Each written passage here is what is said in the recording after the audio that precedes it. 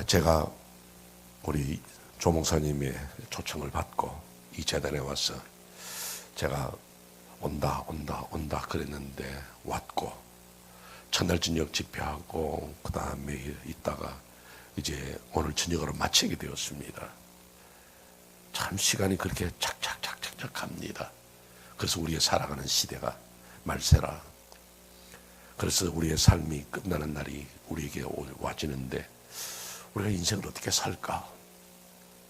저도 이제 이곳에 와서 설교하고 이제 또 3월 1일 날 토론토로 돌아갑니다. 그러다가 또 이제 3월 중순에 또 다시 나와서 또 붕에 또 인도해야 되고 그런 시간들 속에서 그렇게 착착합니다. 참 우리 시온산 교회 와서 볼 때 제가 목사님에게 칭찬했습니다. 참 좋은 교회다. 그러면 아멘 한번 나와야 되는데 참 좋은 교회다 그런데도 안 그렇습니다. 참 좋은 교회입니다. 예, 꼭 한 박자 넣어줘요. 한 박자 넣어서. 근데 참 좋은 교회 와서 은혜 받고 저도 또 말씀 속에서 은혜를 받고 너무 좋아요. 참 좋은 교회입니다. 좋은 교회. 근데 아무도 저를 보고 더 있으라는 사람도 없고 붙잡는 사람도 없고 저는 내일 갑니다. 그러나 마지막 시간 여러분들에게 말씀을 드리면서 매듭 한번 딱 지우는 거. 제가 여러분들에게 말씀드렸지 않습니까? 우리는 삶의 목표를 가지고 살아야 돼요. 그냥 사는 게 아니고 나도 한번 은혜 받고 멋지게 살아봐야 되겠다. 삶의 목표 아니겠어요? 내가 인생을 살아가면서 뭔가 하나님이 나를 이 땅에 보내신 사명이 있다면 나 그 사명 이루고 가겠다. 어떤 난관이 있어도 어떻게 해요? 예수 그리스도의 심장을 가지고 이 새벽에 드렸거든요. 예수의 심장을 가지고 난 인생을 살겠다. 그러면서 오늘 결론을 내리는 겁니다. 우리가 어떤 그리스도인이 되어야 될까? 말세를 사는 성도. 제가 여러분들에게 오늘 저녁에 5가지 말씀을 드리려고 합니다. 아이고 어제 저녁에 세 가지 하던데도 1시간이 가는데 5가지 하는 거 보니까 밤새겠구나 각오하세요. 그러나 저는 또 눈치가 있는 사람이라서 달력이 없어도 시계가 없어도 잘 압니다. 5가지 제가 말씀을 드리는데요. 말세를 사는 성도가 첫째로는요, 알지니 3절입니다. 알고 있으라는 거예요. 뭐가요? 재림이 있다는 것을 알고 있으라는 겁니다. 우리의 삶이라는 것은 영원히 지속되는 것 아닙니다. 창세기 1장에 있으면 요한계시록 22장 있잖아요. 시작과 마침이 있습니다. 바울사도는 빌립보서 1장에서 너희 속에서 착한 일을 시작하신 이가 시작이 있습니다. 마칠 때까지, 주의 오시는 날까지 시작과 마침. 한 아이가 태어났습니다. 살아가는 그 세월 속에서 일생을 살다가 언젠가는 죽습니다. 저 역시 그렇고 여러분도 역시 그렇고 인생은 언제나 시작과 마침이 있는데 하나님이 이 세상의 모든 역사를 천지만물 창조하시고 시작하셨습니다. 마치는 날이 와요. 이걸 알고 있으라는 거죠. 영원히 사는 것 아닙니다. 지혜로운 사람은 내가 시간이 어떻게 됐는지 아는 겁니다. 시험 칠 때에 낙서하고 있을 수 없죠. 언제 종 칠 때가 있으니까 빨리빨리 써야 되겠다.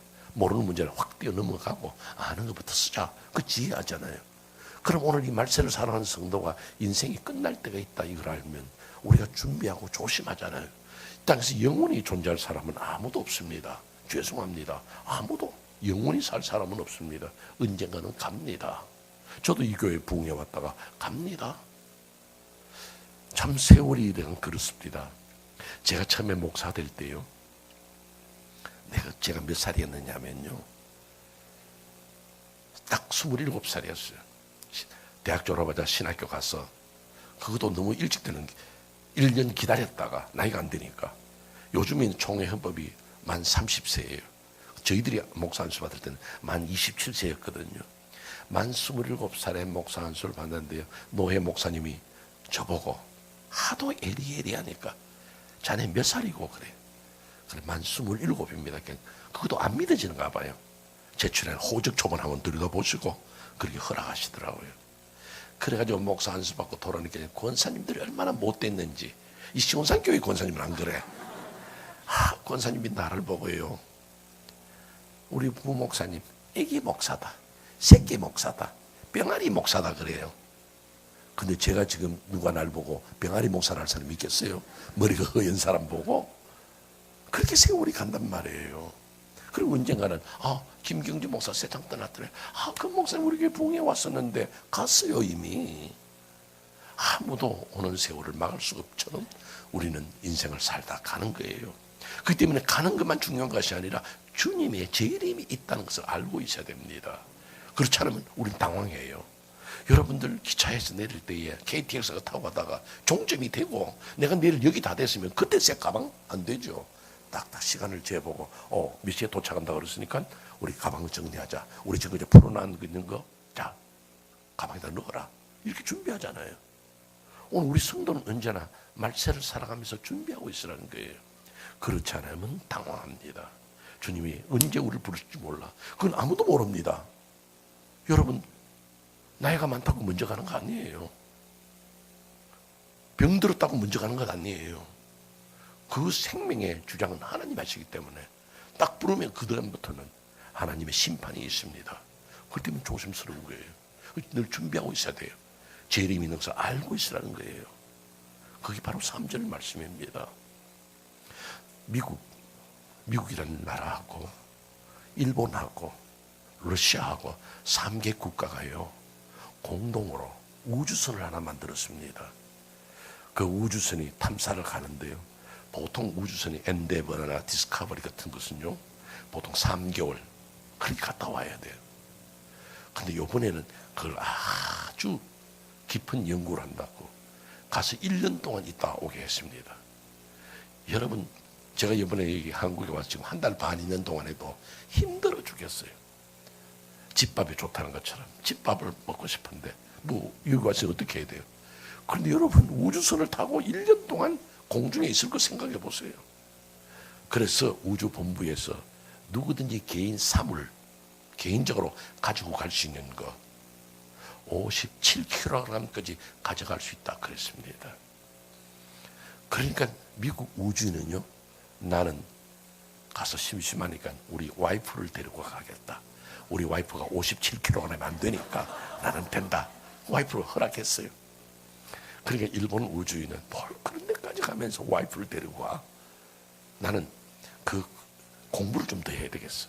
고전 그릭 책, 헬라어 책을 가졌어. 일리아드니 오디세이니 그걸 가져가가지고 책 좀 읽고 와야 되겠다. 그래서 책을 57kg까지 묶고 우주선을 탔어요. 소련 우주인은요, 지금 우리가 박사 되느라고 우주인 되느라고 공부를 엄청 했는데 나도 다 싫어. 그 맛있는 하바나 씨가 그걸 가서 실컷 태우고 나올 거다. 그래가지고 비행기 타고 우주선을 타고 떠났어요. 1년 뒤에 우주선이 돌아옵니다.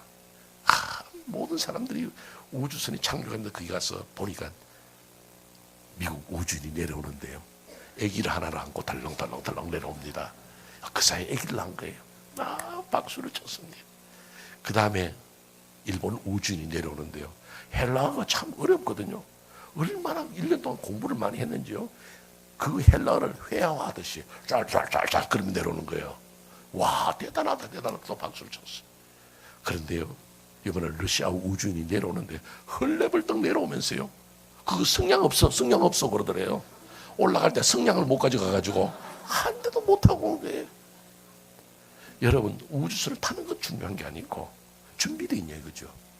오늘 우리가 세월이 간다, 너무 아까운 세월인데 좋은 세월인데 그거 중요한 거 아니에요. 내 삶이 끝나는 날 나는 하나님 앞에 딱 서 있어야 돼요.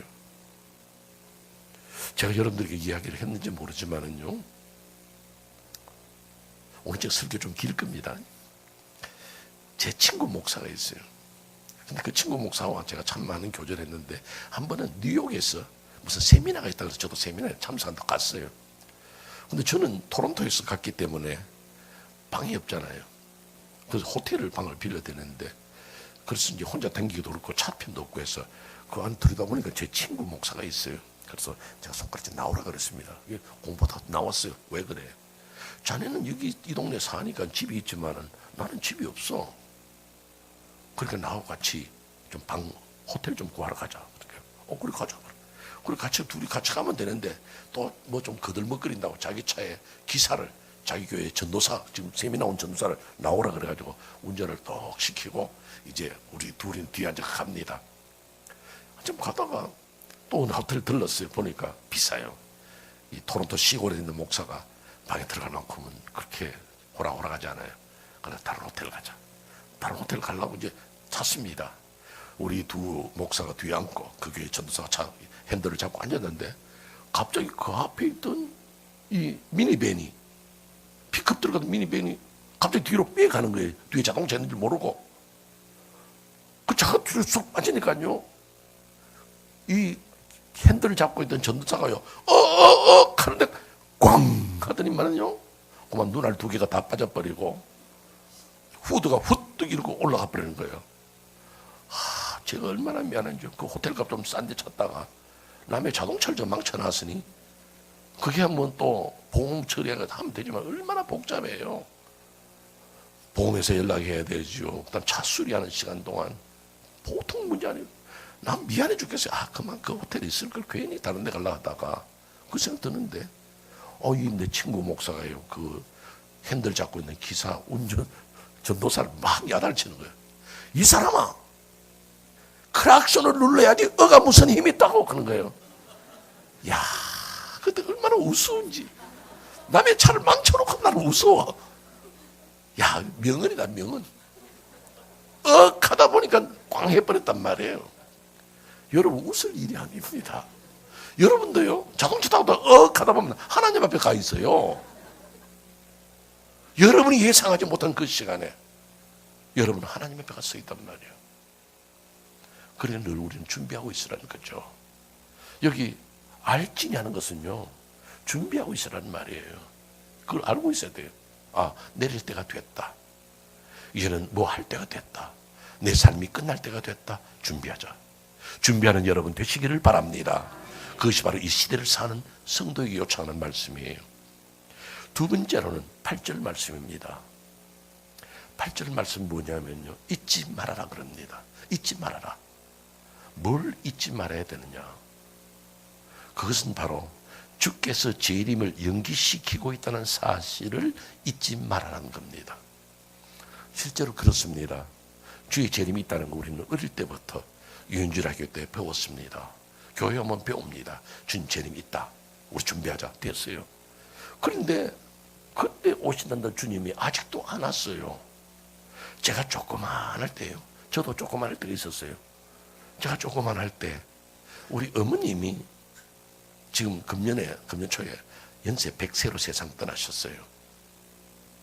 근데 저희 어머님이 그 옛날 어른들은요, 요즘에는 뭐 한복들 잘 안 입지만 옛날에는 그 한복들 그 명주 바지 저고리 같은 것들 그거 다 뜯어가지고 그다음 빨아가지고 풀해가지고 그다음에 그거를 또 어떻게 해요?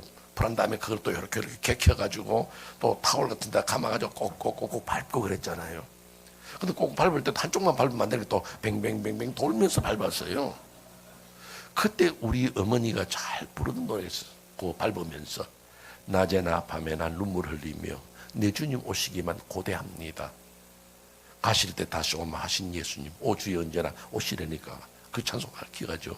낮에나 밤에나 눈물 흘리며 내 주님 오시기만 고대합니다 하는 거죠.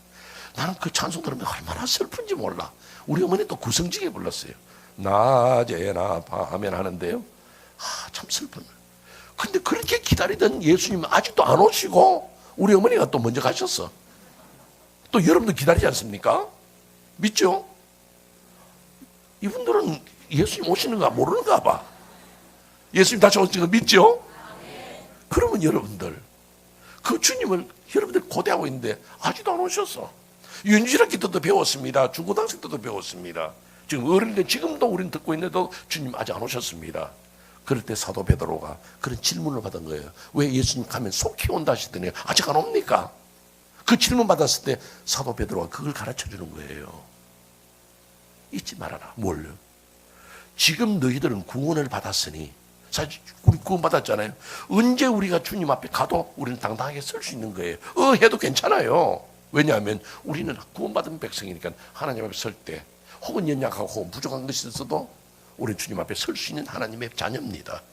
그런데 아직도 복음을 받지 못한 사람이 이 세상에 너무나 많습니다. 여러분 인도네시아에 오지 가보세요. 예수 모릅니다. 아프리카 가보세요. 캄보디아 가보세요. 예수 모르는 사람 아직도 수두룩합니다. 그러니까 예수님의 입장이나 하나님의 입장은 지금도 당장 와서 우리를 신부로 맞이하고 싶지만은 아직도 예수 모르는 사람이 있어. 너희는 구원받았으니까 괜찮아. 그러나 온 세상에 복음 시험 받을 때까지 좀 참으라는 거예요. 그런데 예수님이 이 주의 재림을 자꾸 연기시키고 있는 거예요. 한 영혼 더 건집시다. 한 영혼 건지십시다. 주님은 신부인 우리를 만나고 싶어서 내년에라도 오시고 싶고 금년에도 오시고 싶지만은 그러나 주님 조금만 더 참으면 한 영혼 더 건질 수 있는 거예요. 왜? 선교사들을 통해서, 목사님을 통해서. 지금 한국 사람이라고 다 예수 믿습니까? 그들을 건지고자 원하는 주님의 열심이 있단 말이에요. 그러니까 오늘 우리 보고 참으라는 거예요. 잊지 말아라. 주님이 재림을 연기시키고 있다는 거. 주님의 사랑 보실래요? 주님이 그라사 지경에 가신 때가 있었습니다. 그 성경의 앞뒤를 보면요, 그라사 지경에 가실 이유가 없습니다. 다른 무슨 사건이 있은 거 아니에요. 그냥 그라사 지경에 가셨어요. 왜요? 거기에는 군대 귀신 들린 사람이 있었습니다. 주님이 그 사람을 불쌍히 여겼어. 군대 귀신을 향해 나아갑니다. 일부러 그 길 가신 거예요. 그 한사 복숭이를 썼기 때문에 두 사람인지도 모릅니다. 군대 귀신들 얼마나 귀신이 많이 들렸으면. 그러니까 그들은요, 자기 몸을 돌로 찍습니다. 자기 몸 상하는 줄도 모르고 돌로 찌어요. 그리고 무덤 사이에 거주하고 소리 지르고. 이 사람이 아니에요. 그런데 예수님은 그 사람을 건지려고 가시는 거예요. 그런데 거기에 들려있던 군대 귀신들이 예수님 오니까 다윗의 자손이에요. 왜 우리에 와서 괴롭히느냐? 우리 이 사람은 점령해 있는데. 그때 군대 귀신을 쫓아냅니다. 그럼 그들이 뭐라고 말합니까? 우리를 저 돼지떼에게 들어가게 해달라 그럽니다. 그것이 사탄의 어리석음입니다. 적어도 돼지떼에 들어갔는데 돼지떼가 물에 빠져 몰사해 버려서 들어갈 데 없는 거죠. 하나만 하죠. 근데 그것이 사탄의 어리석음이에요.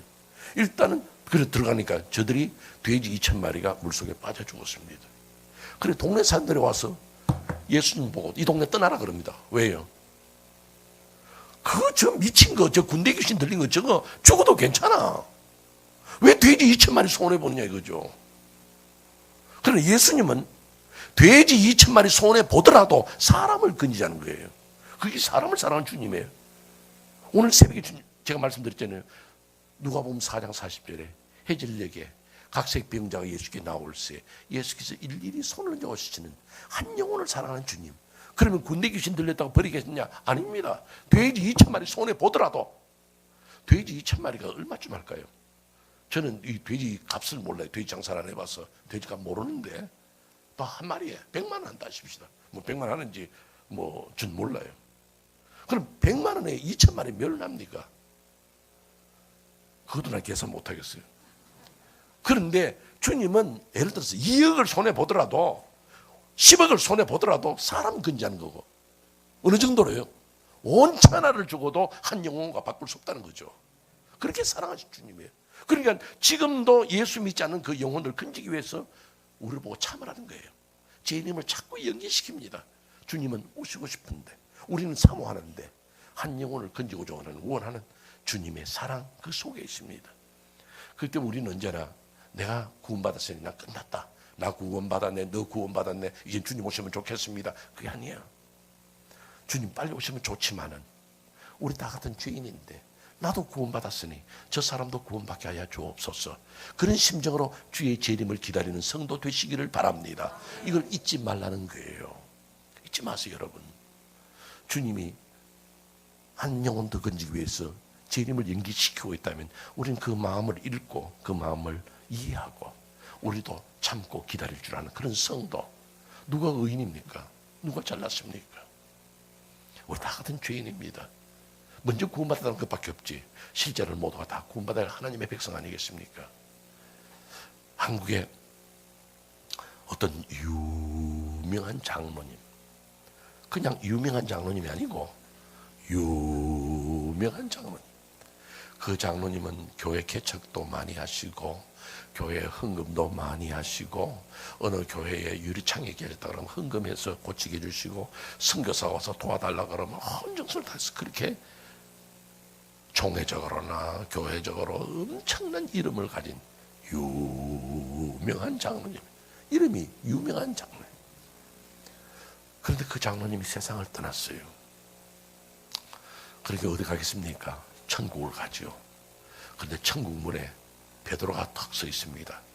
여러분 어디 가서 천국 가면 천국 문에 베드로 서 있다는 이야기 하지 마세요. 제가 지금 만들어서 하는 이야기예요. 요번에 우리 부흥의 강사도 목사가 천당 가면 베드로가 서 있대. 이런 큰일 나. 제가 일한대요. 잘못하면 이야기하지 마세요. 그래서 이 유명한 장로님이 가니까 베드로가 손을 들고 못 들어간다는 거예요. 그래서 이 장로님이 이 베드로가 너무 천당문 앞에 오래 서 있다가 정신이 없는가, 나같이 유명한 장로를 몰라보다니. 그래가지고는 배 선생 저를 잘 모릅니까? 그러니까 제가 왜 유명한 장로님을 모르겠습니까? 잘 압니다. 그런데 왜 손을 내젓고 나를 천당을 못 들어가게 하십니까? 예, 장로님처럼 유명한 장로님은 장로님 생각에는 능히 들어갈 수 있다고 생각하죠. 저도 압니다. 교회 개척도 많이 했고, 교회가 건축할 때 헌금도 얼마나 했고, 뭐도 얼마나 했고, 다 압니다. 그런데요, 천국은 돈 많다고 유명하다고 들어가는 데가 아니고, 자기의 죄를 뉘우치고 회개한 자가 들어갑니다. 그런데 장로님은 일은 많이 했고, 이름은 유명한 장로가 됐지만은 회개한 적이 없어. 그럼 천국 못 들어갑니다. 눈앞이 캄캄한 거예요. 예수 안 믿었어. 천국 못 갔다면 난 뭐 당연하다 생각하는데, 내가 그 한국에서 그 유명한 장로인데 천국을 못 들어가다니. 안 믿었으면 모르는데. 그래서 참 기가 막힌 거예요. 그래서 배 선생, 혹시 내가 천국 들어갈 수 있는 길이 없습니까? 그 베드로가 하는 말이, 요 천국 문 옆에 가면 계단이 하나 있는데, 여러분 어디 가서 이야기 절대 하지 마세요. 천국 문 옆에 계단이 딱 하면 큰일 나요. 진짜 목사 이단대. 이거 녹음하지 마요. 큰일 나요. 천국 문 옆에 가면 계단이 하나 있는데, 그 계단마다 장로님의 지었던 죄를 다 회개하고 하나씩 쓰세요. 계단 하나에 죄 하나 쓰고, 계단 하나에 죄 하나 쓰고 쭉 올라가다 보면 거기 또 천국문이 있을 겁니다. 그럼 올라가 보세요. 그래서 백묵을 하나 줘요. 그래서 이제 가서 이제 적습니다. 나 어릴 때에 누구한테 욕한 거, 누구한테 뭐 잘못된 거 구슬치기 하다가 속였는 거, 딱지치기 하다가 어떻게 한 거, 뭐 같이 지불한 거 다 쓴다가, 우리 예전에 그 가위바위보 해가 계단 올라가듯이 조금 올라가요. 천당은 이래서 또 올라가는가 보다 하고 한참을 적고 올라가는데, 어디서 퉁탕 하면서 사람이 뛰어내려오는 소리가 들려. 아니 천당은 다 올라가는데 왜 사람이 뛰어내려오는 거 보니까, 아이고 옛날에 우리 시온산 교회 부흥해 왔던 김경진 목사가 헐레벌떡 뛰어내려오는 거야. 그리고 유명한 장로가, 아이고 목사님 어디 갑니까? 천당 올라가는데 왜 뛰어내려옵니까? 그러니까 김경진 목사가 하는 말이, 백묵이 모자라서 더 가지러 갑니다 그러더라고요. 우린 다 하나님 앞에 죄인이요. 내가 먼저 믿었다는 것밖에 없지. 하나님 앞에 다 죄인이에요. 그렇기 때문에 하나님이 한 영혼 더 건지겠다. 너무나도 감사하다. 제 이름은 차라리 연기시키더라도 한 영혼을 던지겠다는 주님의 마음, 감사하다 생각하고 주의 오심을 기다리는 성도 되시기를 주의 이름으로 축원합니다. 세 번째, 빠르죠? 세 번째 말씀은요, 우리 12절에 보면요, 사모하라 그래요. 여러분 제가 말씀을 나누면서 물어봅니다. 여러분 주의 제 이름을 사모하십니까? 아니 이 시온산 교회 성도들이 이 한국말을 못 알아듣는지, 아니면 연세들 잡숴서 귀가 좀 안 됐는지, 여러분 주의 오심을 사모하십니까? 오늘 이 사도 베드로가 주의 나타나심을 사모한다 그랬잖아요. 사모하라 그래요. 또 이 바울 사도가요, 디모데후서 4장 8절에 보면 주의 나타나심을 사모하는 자에게 그래요. 주의 나타나심은, 재림은 항상 사모해야 된다 그래요. 근데 이제 사도 베드로가 쓴 단어하고 바울 사도가 쓴 단어하고 조금은 틀려요. 근데 같은 사모인데 이 사도 바울이 디모데후서 4장에 쓴 그 사모란 단어가 더 좋아요. 뭐 똑같은 성경 말씀이지만은 어쨌든 그리워하고 또 사랑하라는 것인데요. 이 바울 사도는 디모데후서 4장 8절에 나오는 그 사모라는 말은요, 사랑이란 말을 써요. 사랑. 헬라어 성경은 뭐라고 되냐면 아가페라 그래요. 아가페. 여러분 아가페 아시죠? 자기를 희생해가면서 남을 사랑할 때 아가페라 그래요. 그런데 주의 나타나심을 어느 정도로 사모해야 되느냐? 모든 것을 다 희생하더라도 주님 빨리 오셨으면 좋겠다. 낮에나 밤에나 눈물을 흘리며 내 주님 오시기만 고대하는 성도. 그게 사모거든요. 그 여러분들도 진정 이런 사모, 희생해가면서 아가페적인 그런 사랑으로 주의 나타나심을 그리워하는 성도가 된다, 그 말씀이에요. 그렇지 아니하면 여러분들 주님을 어떤 식으로 대할래요? 신학적으로는 저와 맞지는 않습니다만은, 그러나 유명한 신학자의, 독일의 유명한 신학자가 있는데요, 칼 발트라는 분이 있어요. 이분은 자유주의 신학자인데 우리와는 맞지 않아요. 그런데 그분이 쓴 행복론에 보면 그의 사랑이란 무엇이냐 나와요. 사랑이라는 것이 무엇냐? 뭐 유행가에서는 눈물의 씨앗이라고 그러는데 사랑을 세 가지로 이야기를 합니다. 여러분이 남편을 사랑한다 할 때에, 아내를 사랑한다 할 때에, 교회를 사랑한다 할 때에 그 정적으로 우리는 어떤 사랑을 가지고 있냐를 물어볼 수 있는 거예요. 여러분 어떤 사랑? 그 칼발트는 첫째는 사랑이란 뭐냐? 진짜 여러분 이거 참 기억하셔야 돼요. 사랑은요, 그리워하는 것이 사랑이라는 거예요. 보고 싶어하는 것이 사랑이라는 거예요. 그 사랑이 있어야 참된 사랑. 그리워해야 돼요. 제가 첫날 말씀드렸죠. 제가 옛날 사람이기 때문에 저는 옛날 이야기밖에 못해요. 예전에는요, 한 남자가 소개를 받고 여자 소개받으면요, 그 결혼하는 게 요즘에 뭐 미팅을 하고 뭐 어떻게 해가지고 뭐 인터넷으로 서로 해가지고 뭐 팅팅팅 해가지고 많이 만나잖아요. 그런데 그때는 보통 뭐 중매라든지 친구 소개로 만나요. 그러면 얼마나 보고 싶은지요. 그러면 이제 전화합니다. 그때는 요즘은 다 사람 탁탁탁 하지만은 뭐 카톡으로 톡톡톡 하지만은 그때는 전화해야 돼. 다이얼을 돌려가지고 전화합니다. 그럼 가슴이 두근두근하죠. 그래가지고 요번에 영화가 참 좋은 게 나왔는데 그 영화가 단성사에서 한대요. 종로 3가에 단성사에 우리 만납시다. 그럼 저쪽에서도 그렇지 않아도 전화 안 오는가 맨날 전화 통화해서 기다렸는데 전화 오는 게 얼마나 좋겠어요. 물론이죠. 나가죠. 그럼 몇 시? 영화가 11시에 시작한답니다. 그러니까 우리 10시 한 20분쯤 10시 15분쯤 우리 그 단성사 옆에 만나자는 다방이 있는데 거기서 만납시다. 그래서 약속을 했어요. 그러면 이제 참 서로 쪽 빼고 남자도 멋지게 여자도 멋지게 그래서 다 그러면 다방에서 만나죠. 만나자 다방에서 만나가지고 우리 한국 사람 무조건 만나면 커피야. 그때는 아메리카노가 없었고 노랑물이에요. 그냥 커피에다가 크림도 많이 타고 설탕도 많이 타고 어쨌든 노랑물 다 주고 서로 구원합니다. 마시라. 그리고 이제 시간이 되면 11시가 다 돼가면 제가 표를 끊어오겠습니다. 아십시다.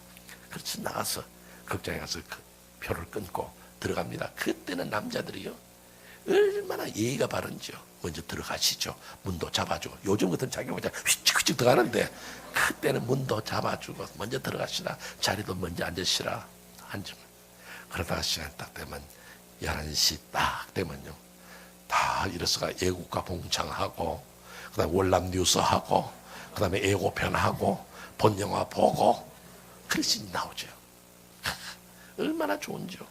가슴이 두근두근하면서 혹시 극장에서 손 잡을 수 있는 기회가 되면 손도 잡으면 더 좋고 그래서 영화 다 봤어요.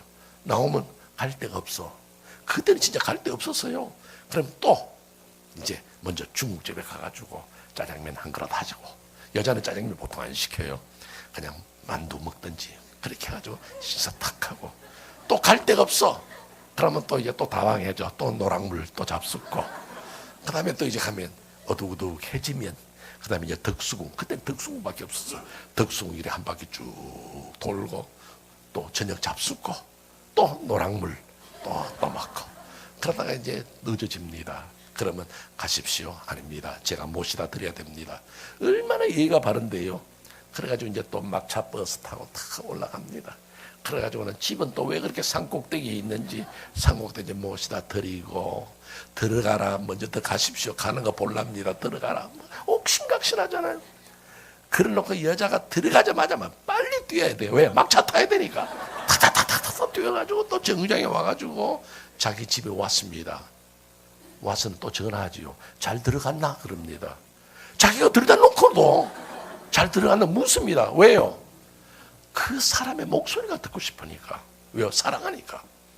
그 여러분들 아가스를 보면요, 그 남자와 여자의 그 사랑을 얘기하는데, 내 사랑아, 너는 어여쁘고 어여쁘다. 그 다음 뭐요? 네 목소리를 듣고 싶구나. 네 얼굴을 보고 싶구나. 그래요. 여러분, 지금 여러분이 계시는 자리에서도 사랑하는 아내가 보고 싶습니까? 우리 장로님 한 번밖에 안 해. 에헤. 저 목사님, 저 부흥회 끝나고 나는데 다음 주간에는 가정사역 세미나를 한번 하세요. 이 문제가 보통, 여러분 우리 부인들 물어보십시다. 지금 이래 앉아 계셔도 남편이 보고 싶습니까? 야, 이거 보통 문제 아닙니다. 보통 문제 아니에요. 근데 제가 말할 때 우리 남자분들이 옳게 못 들어서 그럴 수도 있어요. 남자들 한번 물어보십시다. 지금 사랑하는 아내 보고 싶습니까? 주여, 부흥회 잘못했습니다. 은혜 다 떨어졌습니다. 이거 어떻게 합니까? 여러분, 사랑하는 사람은 보고 싶어야 돼요. 멀리 출장 가서도 아내가 보고 싶고, 친정에 가 있어도 남편이 보고 싶고, 자식이 보고 싶고. 왜? 사랑하니까. 여러분이 혹시 캐나다에 관광 왔습니다. 친구들과 함께 동남아시아 관광 갔습니다. 그래도 교회가 그리워지고. 왜? 사랑하니까. 보고 싶어야 돼요. 그 여러분들 주님이 보고 싶어야 됩니다. 그것이 사모예요. 그렇게 사모하세요. 그 다음에 칼발트는요, 사랑이라는 무엇이냐? 두 번째 얘기합니다. 사랑은 마주 보는 거예요. 사랑하는 사람은 서로 얼굴을 마주 보고 있어야 돼요. 남자들과 여자는 다 똑같아요. 여자들이 함께 남편하고 가든지 애인하고 가든지 길 가다가요, 신경질 날 때 언제냐면요, 같이 가는 남자가, 남편이 자꾸 다른 여자 쳐다보면요, 옆구리를 콱 치면서 당신 뭘 봐? 그런다고요. 왜요? 자기를 봐야 되는 거예요. 그리고 노래도 있잖아요. 날 좀 보소, 날 좀 보소. 자기를 보라는 거예요, 여러분. 아내는 남편을 봐야 돼요. 남편 아내를 봐야 돼요. 남편도 마찬가지예요. 집에 남편이 힘들게 일하고 들어왔는데 여자가 TV 앞에 앉아가지고 탤런트 누가 참 잘생겼다고 하거든. TV 안 끄나? 그러고서 고함을 지른다고요. 왜요? 날 좀 보라는 거죠. 사랑하는 사람은 서로 마주보고 있어야 돼요. 사랑하는 남편의 얼굴을, 아내의 얼굴을, 그 얼굴을 익히고 살아가는 거죠. 자녀를 낳아보세요. 그 자녀가 엄마만 쳐다봅니다. 엄마의 저 곡절을 물면서 엄마 쳐다보고 엄마의 얼굴을 익히고, 다른 사람 만나면 웁니다. 왜요? 사랑하는 엄마, 내게 젖을 주는 엄마, 그 얼굴을 익히거든요. 여러분들도 항상 주님을 대면하는 자세, 주님이 보고 싶고 주님이 그립고 주님 앞에 내 얼굴을 내밀고 나는 주님의 얼굴을 사모합니다. 아까 말씀드린 사랑하는 자야, 네 얼굴을 보기를 원한다. 사랑하는 자는 마주보는 거예요. 하나만 더 얘기합시다. 칼발트는요, 사랑에는 뭐냐? 서로 마음을 여는 거예요. 이 말은 뭐냐면요, 내가 사랑하는 사람 앞에 가슴을 활짝 열어서 부끄러울 것이 없어야 돼요. 그런데 우리는 꼽을 쳐놓은 게 많아. 영감 모르게 돈 꼽을 쳐놓은 것도 있고, 마누라 모르게 뭔가 꼽을 쳐놓은 게 있고, 이 비밀이 많은 남들에게 내 모습 이대로 주받았소서. 쫙 펼쳐놓고 당당하게 설 수 있는 것. 아내 앞에 당당한 남편, 남편 앞에 당당한 아내, 성도들 앞에 당당한 성도. 그렇게 써야 진정으로 주님을 사랑하는 사람, 사모하는 사람. 여러분 하나님 앞에 설 때에 내 자신 가슴을 달리고, 주님 내 보소서. 나 주님 앞에 부끄러울 거 하나도 없어요. 난 이렇게 아름답게 살았습니다. 언제 오셔도 좋습니다 하고 사모할 줄 아는 성도 되시기를 주의 이름으로 축원합니다. 여러분, 오늘 밤에 주님이 만약에 오신다면 아멘 할렐루야 하고 받아들이시겠습니까? 여기만 그렇고 다른 분들은 글쎄 요즘 목사님 내가 하나님 앞에 좀 잘못 산 게 있어서 한 5분만 있다가 내가 좀 회개 급하게 하고 난 다음에 오시면 좋겠습니다. 여러분 죄송하지만 이 예배당 문이 하늘문이 쫙 열리고요, 천장이 부서지고 주님이 탁 내려오면 여러분 손 들고 아멘 할렐루야 빨리 오십시오 하시겠습니까? 자신이 없죠. 아멘 해야 되는 거예요 여러분. 왜? 나는 주님 앞에 부끄러운 것 없어. 그게 주님 앞에 당당히 설 수 있는 성도가 돼야 주님 맞을 때 얼마나 하나님 앞에서 감동 있는 그런 만남이 되겠어요. 우리 찬송 한번 같이 불러볼까요? 180장 찬송 한번 불러보십시다. 하나님의 나팔 소리가 울릴 때에 우리는 어떻게 설까 하는 이야기예요. 180장 찬송.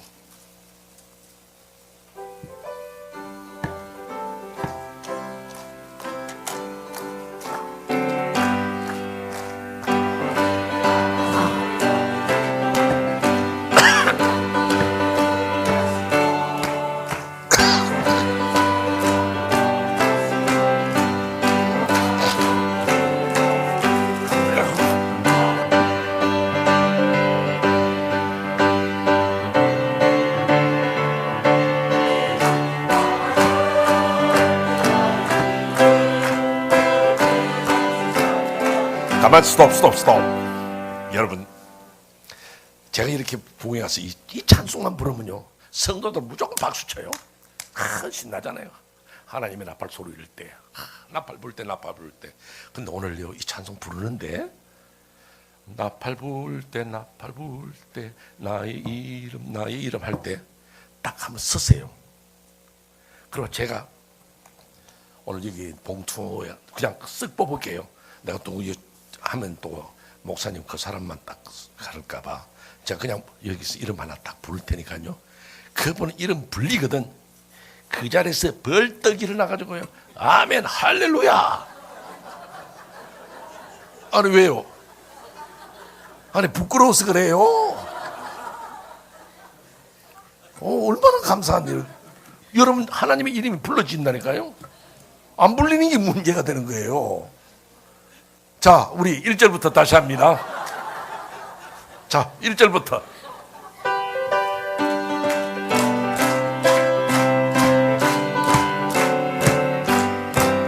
하나님의 나팔 소리 천지 진동할 때에 예수 영광 중에 구름 타시고 천사들을 세계 만국 모든 곳에 보내어 구원 얻은 성도들을 모으리.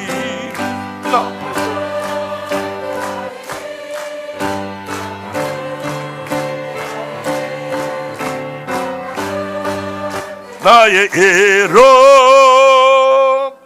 한만영 집사 부를 때에 잔치 참여하겠네. 2절 부릅니다.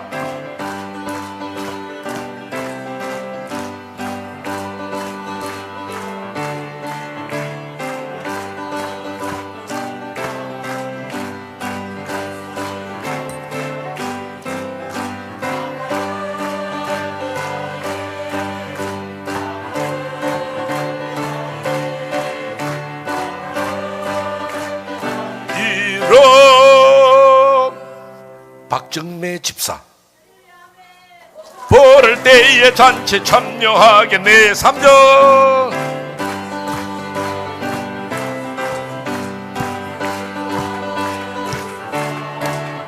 기쁨으로 보좌 앞에 우리 나가서도록 그때까지 참고 기다리겠네.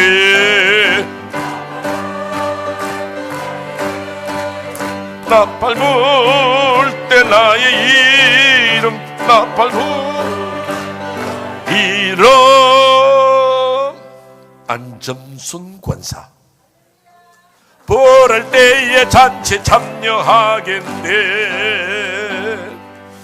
오늘 이름 불린 분들은 집에 가서 주무시려고 하면 입에서 웃음이 술술술 나와. 이야 어쩌면 목사님이 내 이름을 다 불렀을까. 여러분 주님 오시는 날 이름 안 불리면 큰일 납니다. 여러분 김경진 올라와 아멘 할렐루야. 아무개 집사 올라와 다 올라가는데 이름만 불리면 어떻게 되겠어요? 여러분 다 주의 이름에 불리시기를 바랍니다. 꼭요, 여러분들. 그것이 바로 성도, 말씀을 사랑하는 성도. 어떻게 하면 주의 인정을 받을까? 주님이 기뻐하시는 성도의 삶을 살까? 여러분의 목표가 되셔야 될 줄로 믿습니다. 네 번째 말씀이에요. 이제 14절 말씀입니다. 힘쓰라 그럽니다. 힘쓰라. 여기 뭐라고 표현하느냐면 주의 나타나심을 사모하면서 주께서 오실 때 점과 흠이 없는 제물 되기를 힘쓰라는 거예요. 이 힘쓴단 말은요, 점과 티가 없는 제물을 말합니다. 이스라엘 백성들이 하나님 앞에 제사를 드릴 때에 그들은 제사를 5가지를 드렸습니다. 번제와 속죄제와 속건제와 화목제와 가난한 자들은 소제로 드렸습니다. 그런데 그들이 제물을 드릴 때는 언제나 가장 좋은 것, 흠이 없어야 돼요. 점이 없어야 돼요. 다리 저는 거, 털 빠진 거, 눈 빠진 거 안 드립니다. 점 없는 거. 여기 14절에서 가르치는 말씀이 뭐냐면요, 오늘 우리 성도가 바로 말씀을 살아가면서 깨끗한 성도로 점이 없이 살아가라. 하나님 앞에 설 때에 흠없는 제물이 되는 그 이야기입니다. 여러분들이 이번 부흥에 맞춰간다면 나는 어떻게 하면 온전한 성도의 길을 걸어갈까? 바른 신앙인의 길을 걸어갈까? 세상에 유혹이 있어도 문제가 있어도 나는 이 길을 가리라. 그런 결단이 우리에게 있어야 할 것을 가르쳐 주는 거예요. 그러면 성경에 나오는 이 제사 가운데 대표적인 게 바로 우리 번제인데, 번제는 여러분들 요약하면 이렇게 돼요.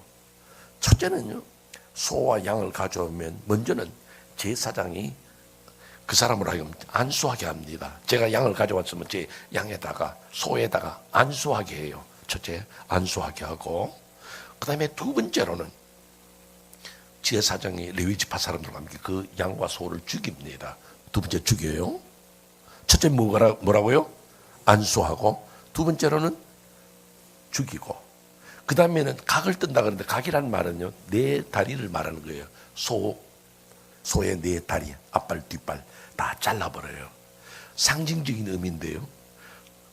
다리가 있으면 자꾸 움직이잖아요. 예를 들면요, 그 다리를 다 잘라버려서 이제 꼼짝도 못하는 거예요. 원래 죽었는데도 다리를 잘라버려요.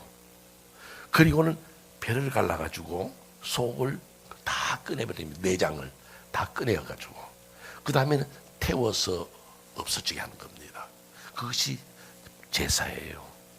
그럼 오늘 여러분들 신앙생활하면서 여러분들이 우리가 제물이 되어서 살아야 한다. 우린 찬송 잘 부르잖아요.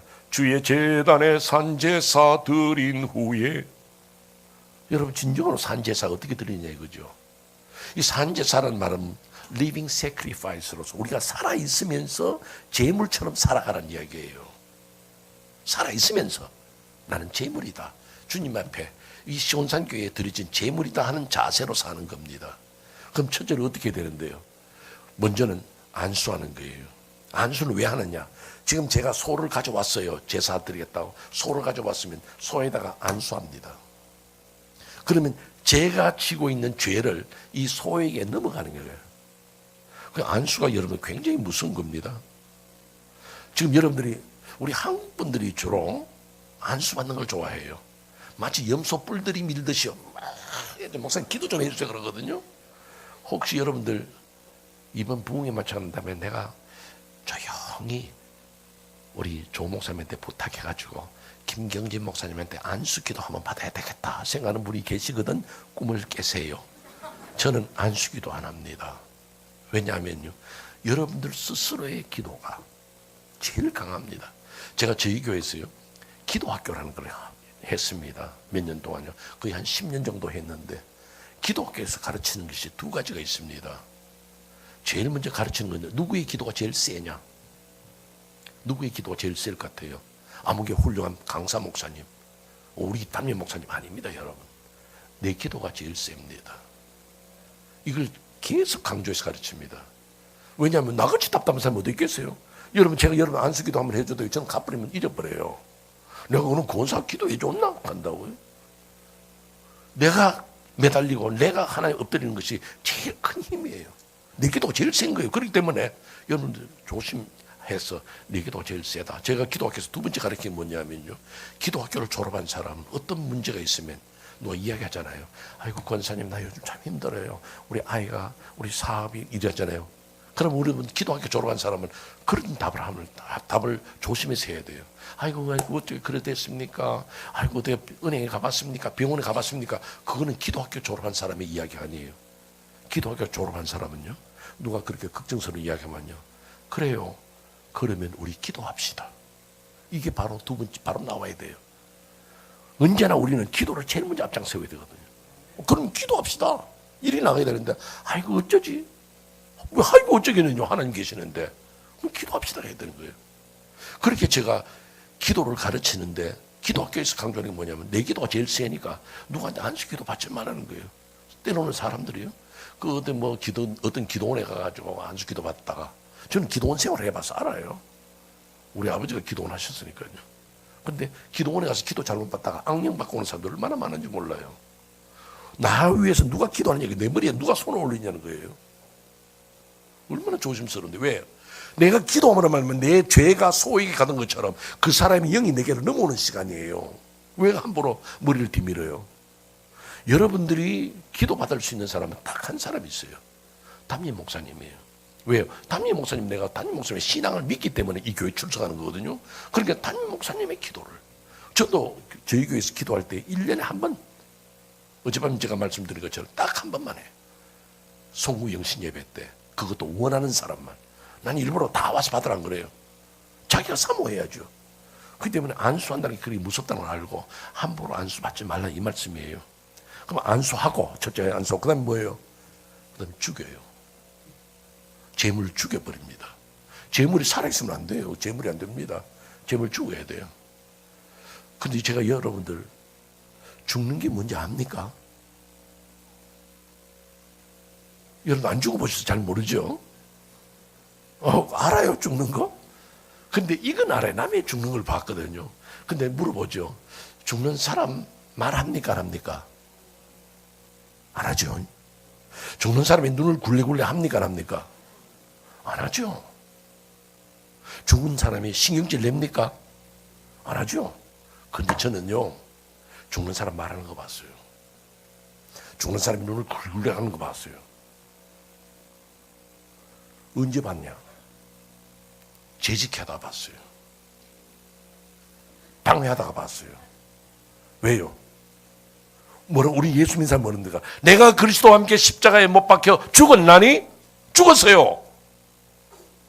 그 다음에 뭐예요? 이제는 내가 산 것이 아니요, 내 속에 그리스도께서 살아계셔.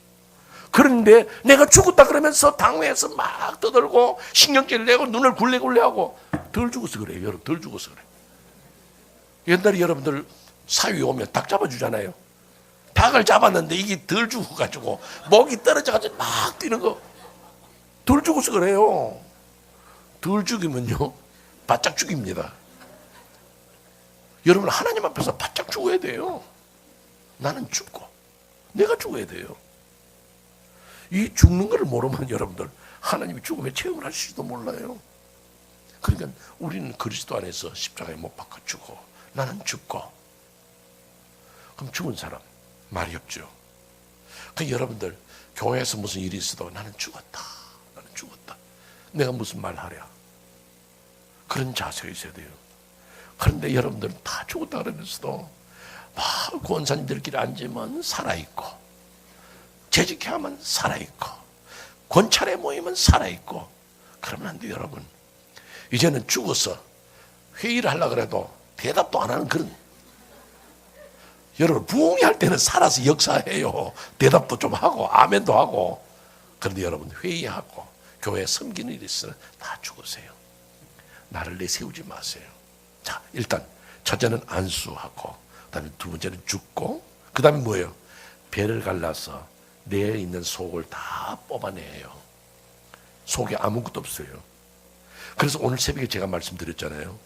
제가 이 설교가 다 이어진다니까요. 오늘 새벽에 우리가 예수님 사는 것은 예수님처럼 죽는 거라 그랬습니다. 그럼 죽는 것이 어떤데요? 자기를 비어 종의 형체를 가져. 빌립보서 2장 말씀이죠.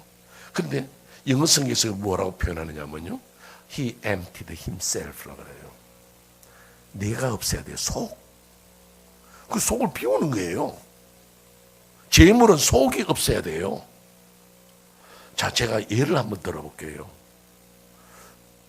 우리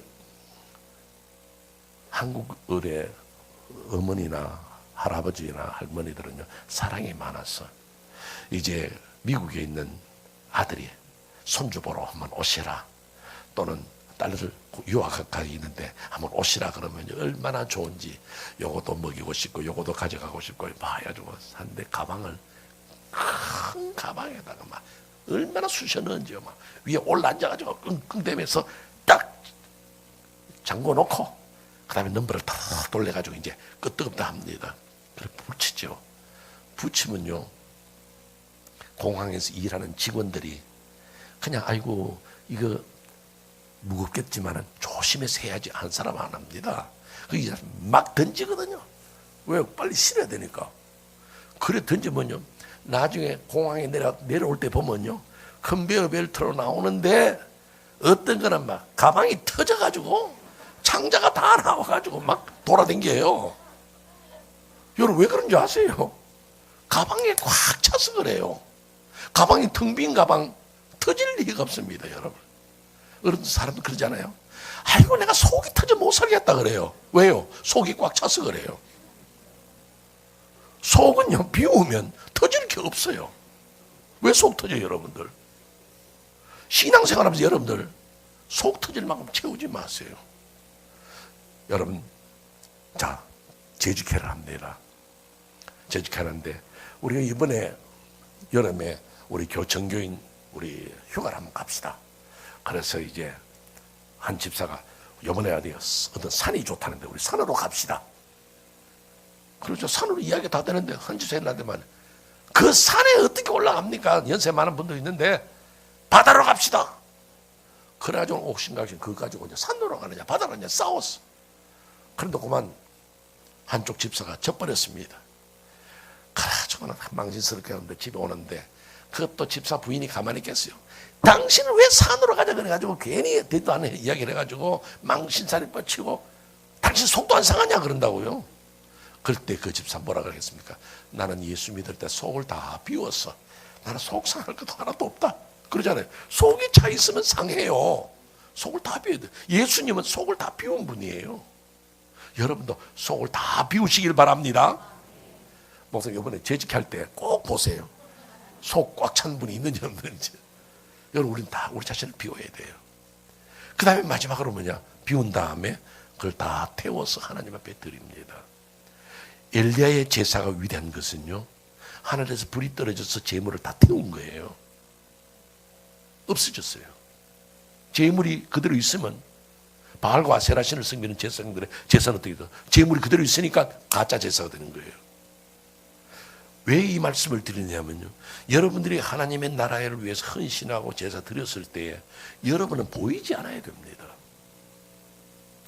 사실 참 부끄러운 이야기겠지만 토론토에도 그런 교회가 있었어요. 여러분들 앉아 계시는 그 장의자, 그게 이름이 다 붙어 있다니까요. 아무개 집사가 헌납한 거. 그거 왜 나타내야 돼요? 나는 보이지 않아야 돼요. 내가 왜 교회를 위해서 헌신해 놓고 충성해 놓고 내 이름이 나야 되고, 이 피아노를 누가 했는지 몰라야 돼. 이 드럼을 누가 사다 놓은지 몰라야 돼요. 근데 우리는 다 이름 내고 싶거든. 저건 내가 한 거고, 저건 내가 한 거고, 에어컨 내가 난 거고. 그러니까 자꾸 내가 나오는 거예요. 나는 죽고 없어진다니까요. 그것이 하나님의 바치는 산 제물인 줄로 믿으시기를 바랍니다.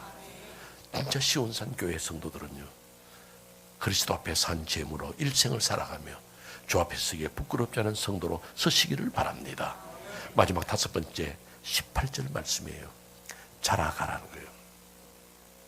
이제 우리 그리스도인은 주 안에서 성장하는 거. 여러분, 제가 이 말씀을 드리면 좀 어떨지 모르겠습니다만, 여러분들이 자녀를 낳았습니다. 그런데 여러분이 낳은 자녀가 1년이 다 됐는데 돌아 눕질 않아요. 하늘만 쳐다보고 있는 거예요, 그냥. 그때 걱정되잖아요. 1년 되기 전에 벌써 뭘 잡고 일어서려고 그러고, 방긋방긋 웃을 줄 알고, 또 조금 지나면 엄마, 아빠 그러고 말도 할 줄 알아야 돼요. 이것이 자람이거든요. 그러고는 걷고 기저귀 바꿀 줄 알고 이제는 기저귀도 안 쓰고 자라가고 그러면서 이제 초등학교 때하고 또 중학교 또 달라요. 친구 사귀는 것도 달라지고 사람 대하는 것도 달라지고 그게 성장이거든요. 만약 여러분들 대학교 다니는 아들이요 걸핏하면 눈물 찔찔 흘리고 걸핏하면 엄마 나 못 살겠어 하면 저게 언제 인간 되려고 하는가 그런 생각 안 들겠어요? 여러분 우리가 신앙에서 그리스도 안에서 새롭게 태어났습니다. 중생이죠. 태어난다면 우리는 몸을 움직일 줄도 알아야 돼요. 그리고는 입을 벌려서 말할 줄 알아야 돼요. 엄마 아빠 기도할 줄 알아야 돼. 그러면 벽에 붙어있는 글자를 보고 기억, 니은, 디귿 고양이, 개 읽을 줄 알아야 돼요. 그런데 우리는 사실은 보면요 그게 없어요. 참 여러분들 자녀를 볼 때는 이게 언제 자라나가 싶어 답답하다면 하나님이 여러분을 볼 때는 어떻게 했어요? 솔직한 이야기로 여러분들 눈 가지고 있지만은 성경 안 읽어요. 성경 읽는 사람이 없어. 제가 오늘 뭐 테스트로 묻지 않겠습니다. 시간이 없기 때문에. 나 공부 시간 같으면 내가 묻죠. 근데 성경은 안 읽습니다, 여러분. 읽을 게 너무 많아. 볼 게 너무 많아. 드라마는 2시간 보면서도 성경은 바빠서 못 읽고 시간이 없어 못 보고 이해가 안 돼요? 그냥 읽으세요. 어떻게 다 이해하시려고 그래요? 목사가 목회하고도 이해 못하는 게 있는데요. 그냥 읽는 거죠. 성경도 안 읽죠. 그럼 기도도 또 못해요. 저는 이 시온산교회 성도들 어떻게 기도하는지 잘 모르지만 요즘은 말하는 유행이랄게 요즘 잘 쓰는 말 트렌드가 거기다가 성경에다가 기도를 적어 나와요. 기도 적어 나오면 장점은 있어요. 실수는 잘 안 해요. 그런데 처음부터 이제 기도도 쉽게 못해요. 그냥 당신이 해. 어디 가서 식당에 가서 밥 먹을 때도 기도합시다 그러면 누가 할 건데요? 당신 오래 믿었으니까 왜 내가 나서 기도 못해요? 자신이 없어. 어느 구역 예배 드렸는데 뉴욕에서요. 뉴욕 구역 예배 드렸는데 구역 예배 리더가 오늘 우리 구역 예배 모였는데 우리 돌아가면서 기도하십시다. 그때 구역 예배 잘 안 나오던 집사가 오래간만에 참석을 했는데 기도라고는 해본 적이 없는 거야. 눈앞이 캄캄한데 아이고 이렇게 기도시킬 줄 알았으면 오늘 안 나올 건데 그렇다고 해서 부슬부슬 나갈 수도 없잖아요. 기도시키는 거 나가더라 그러니까. 그래서 기다리는데 무슨 기도를 할까? 초조하게 기다리는데 앞에 사람 기도합니다. 또 기도합니다. 점점 돌아오는데 자기 차례가 딱 되는 거예요. 뭐라고 기도한지 아세요? 앞에 분들이 좋은 말씀 하셨는데 나도 동감입니다. 마가 어디 있어요? 마가. 우리 오늘 기도 한번 해보실까요? 여러분 그러니까 하나님이 얼마나 답답하겠어요. 성경도 안 읽고 기도도 안 하고 전도도 안 하고 뭐가 예수 믿는 사람이에요. 신앙생활하는 사람 보면요 자기의 레벨에 맞게 신앙의 걸음을 걷질 않아요. 아직까지 어린아이 놀아달라고 그러고. 여러분들 집에서 자녀들을 기르는데 자 엄마 아빠가 오늘 외출하니까 너희들 집에 잘 있거라. 하나들이 대학생입니다. 그리고 막둥이도 아직 이놈 초등학생입니다. 엄마 아빠가 외출했다 들어오니까요 이 두 놈이 싸워가지고 눈탱이가 반탱이가 돼가지고 코피가 나고 징징 울고 야단이에요. 왜 그러냐 그러니까 뭐 오늘 형이 내가 뭐 좀 가르쳐 달라는데 안 가르쳐 줘 가르쳐 달라니까 귀찮다 그러죠. 쥐어 박는 바람에 그만 이게 다쳤다는 거죠. 그런데 큰아들이라는 놈이 대학생쯤 되면 어때요? 엄마 제가 잘못한 게 많습니다. 그냥 제가 동생을 잘 못 돌봤죠. 이러면 얼마나 좋겠어요? 엄마 이제 너들 가지마. 나는 동생 못 보겠어. 제가 말해 얼마나 속썩인냐고 징징 울면요. 아이고 이게 장가나 가겠네 싶고 얼마나 한심하겠어요. 오늘 여러분들 어떤 집안에 무슨 문제 있으면 하나님이야 나는 못 살겠습니다. 걸핏하면 하나님 못 살겠습니다 라고 말해요. 그럼 하나님 여러분 볼 때 어떻게 했어요? 이게 언제 철들란가 말이에요. 여러분 가정에 어떤 어려운 일이 생깁니다. 어제도 말씀드렸잖아요. 인생은 문제가 있다니까요. 그럴 때 내가 얼마나 든든한 믿음으로 주여 이 길 감당케 하여 주옵소서. 나는 그래도 이 길을 갈 겁니다. 겟세마네 동산에 주님이 나를 불러요. 나 가서 승리할 겁니다. 이런 자식 있으면 얼마나 좋아요. 그걸 피하면 난 못하겠다. 그걸 피하면 난 죽겠다 그러고 예수 괜히 믿었다 그러고 제가 잘 아는 목사님이 계십니다. 그 목사님이 원래는요 뭐 하시냐면 여고에서 국어 선생을 하셨어요. 국어 선생님을 하시다가 어느 날 마음에 충격이 왔어요. 내가 청년 때에 내가 주를 위해서 헌신하겠다 해놓고 목사가 되겠다 해놓고 이제 내가 와서 이걸 포기하고 그 학교 선생님하고 있어. 안 되겠어. 그래서 신학교로 가셨어요. 그 연세는 저보다 많은데 저보다 신학교 후배였어요. 그래서 이제 대구의 어느 지방에서 목회를 하셨어요. 아들이 둘인가 있는데 큰아들이 참 똑똑했습니다. 제가 큰아들 이름만 말하죠. 아들 이름이 훈이에요. 이 훈이 이놈이 얼마나 공부를 잘하는지. 그리고는 교회에서도 열심히 있고 교회 생활 참 잘했어요. 그러니까 아버지가 교회 가시면 주일날이면 지도 그때는 목사님들이랑 성도들 다 그날 포마다 발랐어요. 기름을 바르는데 지는 기름이 없으니까 물을 발라가지고 가르마 딱 타고 이렇게 교회 가서 주일학교 가는데요. 그럼 주일학교 선생님이 목사님 아들 왔다고 훈이 왔나? 그러고 머리를 만지면요 막 신경질 내면서 막 다시 머리 이렇게 하고 정도로 그렇게 착한 아들이었어요. 그러다가 초등학교 5학년 때 아버지를 따라서 미국의 샌프란시스코로 갔습니다. 거기 가서도 얼마나 공부를 잘했는지요. 초등학교 5학년 때 갔는데 그게 이 미국에는요 학교의 학제가 좀 달라요. 6학년짜리로 공부하는 데도 있고 8학년까지 공부하고 고등학교로 가는 경우도 있고 다양해요. 학교마다 지방마다 좀 다른데요. 얘가 8학년 졸업할 때요. 그 몇 년, 2년, 3년밖에 안 됐는데 그 사이에 얼마나 영어를 잘했던지요.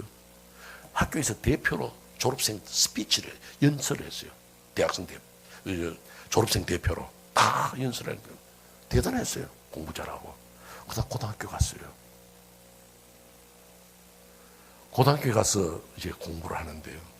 하루는 아들이 그래요. 아빠, 나 야구부 들어갔어. 운동 좀 할래 그러더래요. 그럼 뭐 공부만 하는 것보다는 운동도 좀 해야지. 공부도 열심히 해야 된다. 공부 열심히 하면서. 근데 야구하는데 뭐 주고 받고 하는 게 재미없었는지 아니면 학교에 또 다른 선배가 꿰었는지 몰라도 하루는 오더니만 아빠 나 야구 그만둘래. 야구 그만두고 나 레슬링부에 들어갈래 그러더래요. 이거 레슬링부에 들어간다니까 겁이 들컥 나는데 이게 만약에 레슬링 하다가 허리라도 다치고 다리라도 부러지면 어떻게 하나 싶은데도 막 그래도 괜찮겠지 싶어서 그래 해라. 허락해 줬어요. 그 레슬링도 하니까 그때부터 이제 몸을 만든다고 막 아령을 들고 뭐 하면서 근데 걷는 걸음들이 끄떡끄떡거리고 이상한 거예요. 뭐 그래도 뭐 젊은 치기에 그럴 수도 있겠지 하고 그냥 뒀어요. 그런데 이 아이가 조금 이상해요. 조금 늦게 들어오고. 그다음에 어떤 본네요. 그때는 요즘은 그거는 없어요. 그때는요. 이 머리에 돼지꼬리 같은 거 달고 다녔어요. 이렇게 길게 해가지고 돼지꼬리 같은 거 달고 다니고 아이들 젊은 아이 다는 유행은 다 따라하는 거예요. 그래도 막 젊을 때 저렇게 하고 싶겠지 하고 목사님 참았어. 그런데 어느 날 사모님이 방 청소를 하다가 목사님한테 이야기를 하는 거예요. 목사님, 훈이 방에 이게 나왔는데 하고 가져오는데 담배꽁초를 가져오는 거예요. 이놈이 담배를 피우는구나. 그때부터 목사님 가슴이 철렁한 거예요. 왜? 담배 피우면 그 다음부터는 또 마리화나로 넘어가. 그럼 마약으로 피워.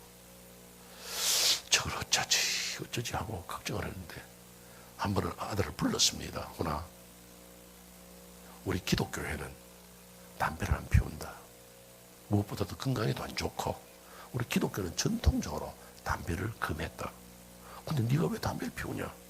그러지 마라 하니까 예, 안 그러겠습니다. 그러더니만은 이미 아빠 엄마도 안다 싶으니까 이제 아예 방에 재떨이까지 갖다 놓고 담배가 막 풍성한 거예요. 그게 목사님 얼마나 걱정돼요. 이거 어떡할까? 그런데 자꾸 밤에 늦게 들어오는 거예요. 그러면 목사님 새벽기도 가셔야 되는데 아들이 안 들었는데 잠이 오겠어요? 그래서 어슬렁슬렁 있으면 이놈이 밤늦게 돌아가죠. 뭐 친구들하고 놀다가 뭐 어떻게 됐대요. 근데 어느 날 새벽에요. 목사님이 새벽기도를 가시려고 자동차 트렁크에 가방을 실어 트렁크에 들다 보니까요. 트렁크에 맥주병이 와그락 하고 있는 거예요. 어젯밤에 자동차 좀 빌려주세요 하더니 자동차 타고 난 친구들하고 올려가 맥주 마시다 들어온 거예요. 목사님이 평생 담배 피워본 적이 없고 술 마셔본 적이 없는데 이 자식은 어쩌다가 이렇게 됐나? 내가 미국을 괜히 왔나? 한심한 생각이 한두 가지 아니에요.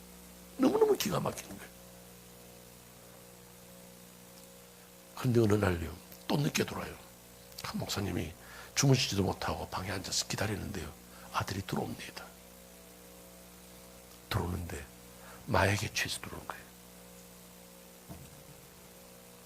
절망이 오는데요. 끝났다 이제는. 그날 밤에 아들을 붙들어 앉혀놓고 우는 거예요. 목사님 표현이요. 자기 어머니 세상 떠나고 그렇게 울어본 적이 없더라. 아들은 마약에 취해가지고 멍하게 있고 아버지는 아들을 껴안고 엉엉 울었어. 이제는 어떻게 할까? 이제 내 목회가 끝났다. 내가 강단에 설교하면 목사야 우리 보고 설교하지 말고 네 아들 설교한테 설교해라. 네 아들도 그런데 이제 내 목회 끝났다. 엉엉 울었어. 근데 어떻게 고칠 거예요? 어떻게 할 거예요? 근데 목사님이 어느 날 아주 좋은 날을 하나 택했어요. 오늘 아빠하고 점심 먹으러 나가자. 그 이놈이 따라 났었어요. 그 아들을 데리고 태평양에 보이는 아주 좋은 레스토랑에 갔습니다. 오늘 너 뭐 먹을래? 뭐 먹겠습니다. 같이 먹었어요. 식사를 다 끝내고 난 다음에 아들 보고 이야기했습니다. 오늘 아빠는 목회를 그만둬야 되겠다. 아들 깜짝 놀랐어요. 왜요? 아들 집에 네가 그렇게 살아가는데 내가 어떻게 성도 앞에 설교를 하겠냐? 이제는 교회를 그만두고 우리 시골로 이사를 가자. 가서 네 병부터 치료하고 그 다음에 우리 계획을 세우자. 그놈이 말 안 하고 가만히 자기 알거든요.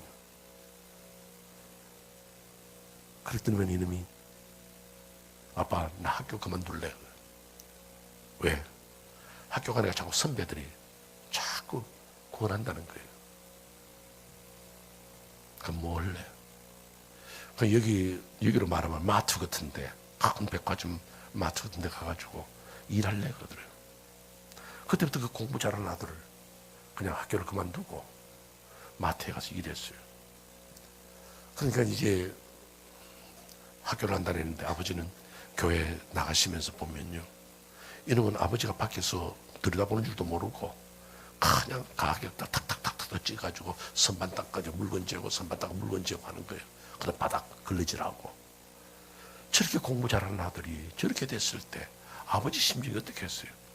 교회 출근하다가 창 밖에서 들여다보면서 아버지가 얼마나 울었는지 몰라요. 내 아들이 저래 됐구나. 공부했더라면. 퇴근해서 오는 길에 또 그 마트에 들러보면요. 아버지가 들여다보는 줄도 모르고 또 열심히 일하는 거예요.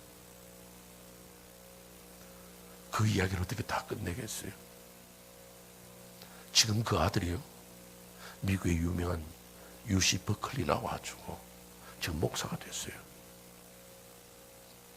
그때 그 목사님 우리 보고 하시는 말씀이에요. 사랑하는 성도 여러분, 목사님, 여러분 끝까지 참으십시오. 좀 문제 생겼다고 어린아이처럼 찔찔울고 나는 못합니다. 왜 저런 자식 주셨습니까? 하지 말고 끝까지 이를 악물고 참으라는 거죠. 그날 될 때까지 끝까지 참고 그 다음에 하나 더 자기는 늘 그 훈이 보고 구나 세상이 뭐라 그래도 아버지는 너를 사랑한다. 그 말에 아들이 힘을 얻은 거예요. 온 세상 날 버려도 우리 아버지는 날 사랑해. 힘을 얻은 거예요. 지금 목사도 있다니까요. 놀라운 변화 아닙니까? 여러분 지금 살아가는 동안에 여러분을 억누르고 여러분 힘들게 하는 사건이 있다 해도 어른스럽게 성장하세요. 어른스럽게 써 계세요. 어린아이처럼 함부로 행동하지 말고. 고린도전서 13장에서 뭐라고 말합니까? 우리가 어릴 때에는 말하는 것이 어린아이와 같고 생각하는 것이 어린아이와 같다가 장성한 뒤에는 어린아이 지기를 버리는 거예요. 어른이에요. 여러분들은 예수 이만큼 믿었으면 신앙자답게 사세요. 사명에 의해 사세요. 주께서 주신 십자가를 지세요. 잔을 마치세요. 이 길을 달려가면서 승리하는 그리스도인이 되시기를 주의 이름으로 축원합니다.